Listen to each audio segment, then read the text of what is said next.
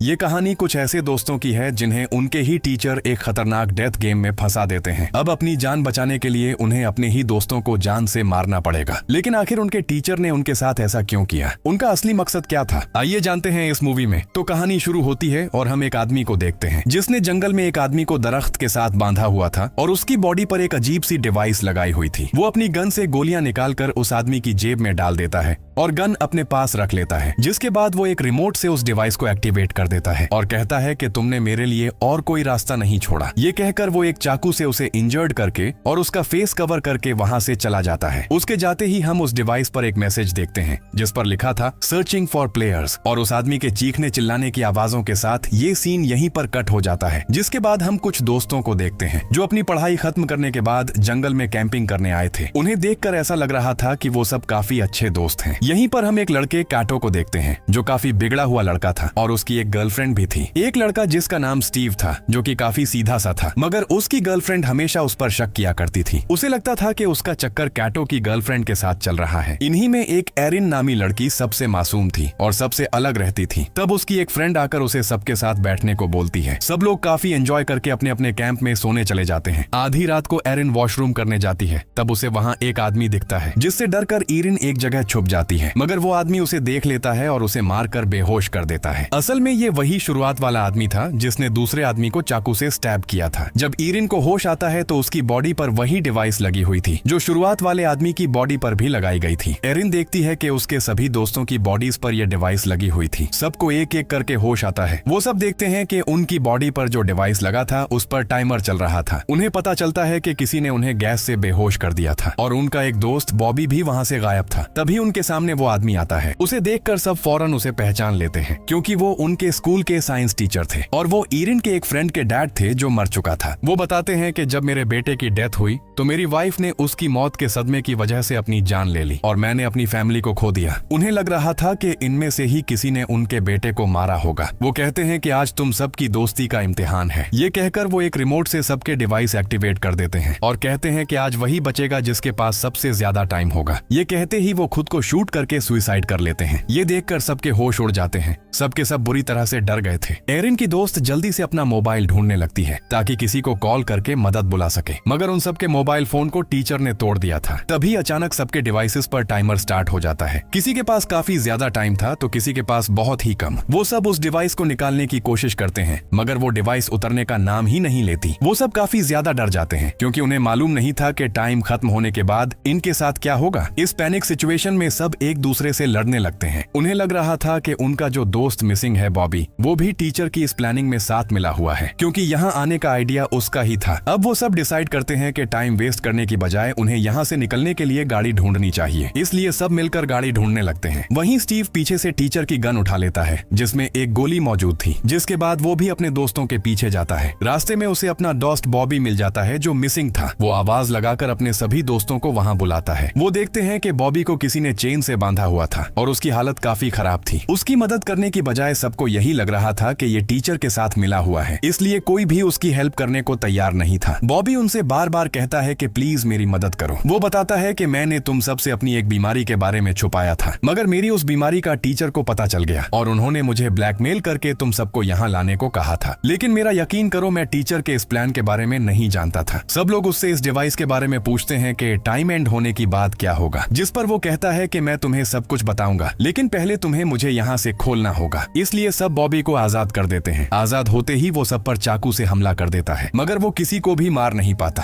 तभी उसकी डिवाइस का टाइमर खत्म हो जाता है और डिवाइस ब्लास्ट होने से बॉबी मारा जाता है। ये देखकर अब सब समझ जाते हैं कि टाइम खत्म होने के बाद वो मारे जाएंगे। डर के मारे सब भागने लगते हैं और सब एक दूसरे से अलग अलग हो जाते हैं। स्टीव की गर्लफ्रेंड अभी भी उस पर शक कर रही थी और उससे लड़के अलग चली जाती है। वहीं एक लड़के का टाइमर बस 3 मिनट रह गया था। वो एरिन की फ्रेंड से बोलता है कि मैं भी मरने वाला हूँ, प्लीज मुझसे दूर रहो। वो काफी पैनिक कर रहा था। तभी वहाँ उनकी एक दोस्त आ जाती है। वो लड़का गलती से उस पर अपनी टॉर्च से हमला कर देता है, जिससे वो लड़की ऑन द स्पॉट ही मारी जाती है। उसके मरते ही उसका सारा टाइम उस लड़के को मिल जाता है। एरिन की दोस्त अपने सभी दोस्तों को इकट्ठा करती है। वो सबको बताती है कि हमारे डिवाइसेस में कुछ ऐसे सेंसर्स लगे हुए हैं, अगर कोई इंसान दूसरे इंसान को मारेगा तो जो इंसान उस मरे हुए शख्स के करीब होगा उसे उसका सारा टाइम मिल जाएगा। ये जानकर सब समझ जाते हैं कि टीचर ने जानबूझकर ये सब किया है ताकि ये सब दोस्त अपनी जान बचाने के लिए एक दूसरे को ही मार दें। वहीं स्टीव की गर्लफ्रेंड दरख्त के पीछे खड़ी उनकी सारी बातें सुन चुकी थी। उसका टाइमर एंड होने वाला था, इसलिए अब खुद को बचाने के लिए वो एक टहनी उठाकर सभी दोस्तों पर हमला कर देती है, मगर सब लोग वहां से बचकर भाग जाते हैं। अब यहाँ सब दोस्तों के असली चेहरे सामने आते हैं।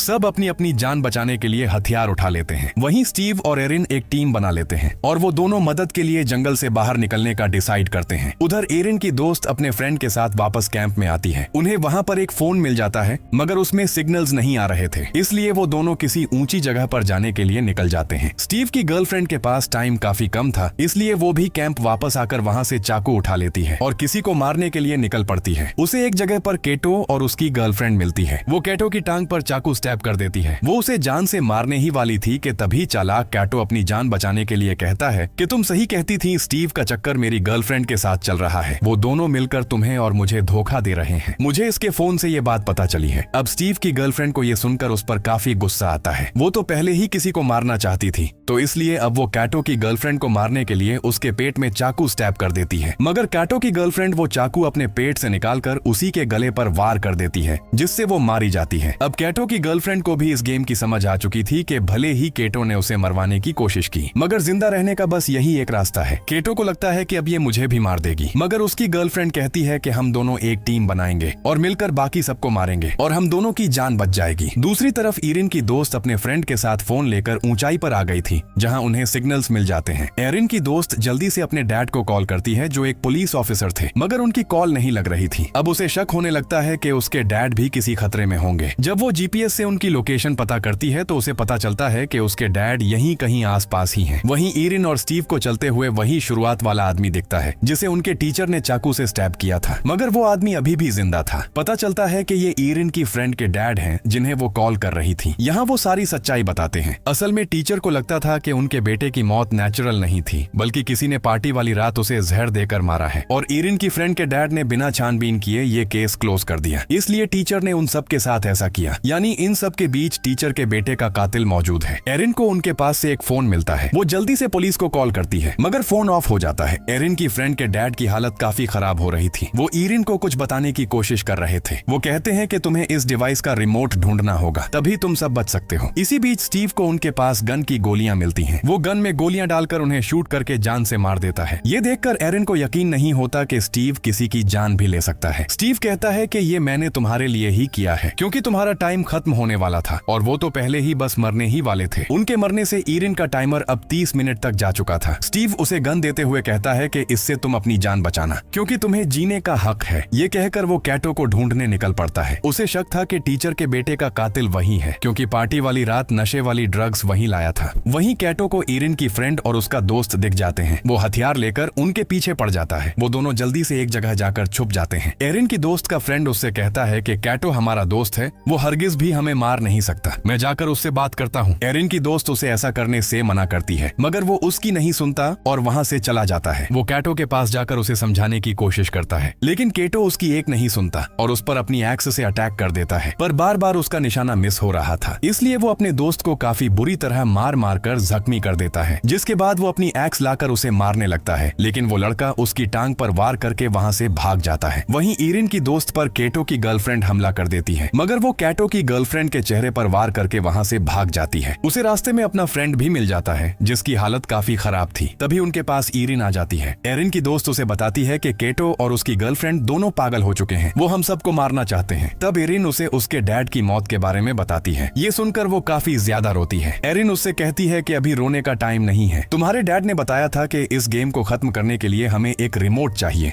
जो ना जाने कहाँ है। सबसे पहले हमें उस रिमोट को ढूंढना होगा। वो उन दोनों को वापस कैंप जाकर रिमोट ढूंढने का कहती है और खुद स्टीव के पीछे जाती है क्योंकि उसकी जान खतरे में थी। वहाँ स्टीव कैटो को ढूंढ लेता है और यहाँ उन दोनों में काफी बुरी फाइट होती है, जिस बीच कैटो स्टीव को जान से मार डालता है। मगर अभी भी कैटो के पास बहुत थोड़ा टाइम बचा था, इसलिए वो और लोगों को मारने के लिए निकल पड़ता है। वहीं कैटो की गर्लफ्रेंड एरिन पर हमला कर देती है। उसकी आवाज सुनकर इरिन की दोस्त का फ्रेंड उसे बचाने के लिए अपनी फ्रेंड को कैंप जाने का बोलकर इरिन के पास आ जाता है। वो इरिन को वहाँ से भेजकर उस पर गन पॉइंट कर देता है और उसे ये सब रोकने को कहता है। तभी वहाँ पर कैटो आ जाता है। एरिन का दोस्त उन दोनों से कहता है कि हम ये सब रोक सकते हैं, हमें कैंप वापस जाकर इस डिवाइस का रिमोट ढूंढना है और हम सबकी जान बच जाएगी। मगर कैटो उसकी एक नहीं सुनता, उसे तो बस अपनी जान बचानी थी। वो अपनी एक्स से उस पर वार कर देता है, जिस बीच इरिन के दोस्त की गन नीचे गिर जाती है, जिसे कैटो उठाकर उसे शूट करके जान से मार देता है, जिसके साथ ही उसका सारा टाइम कैटो को मिल जाता है। मगर अभी भी उसके लिए ये टाइम काफी नहीं था, इसलिए वो अपनी ही गर्लफ्रेंड को जान से मार डालता है।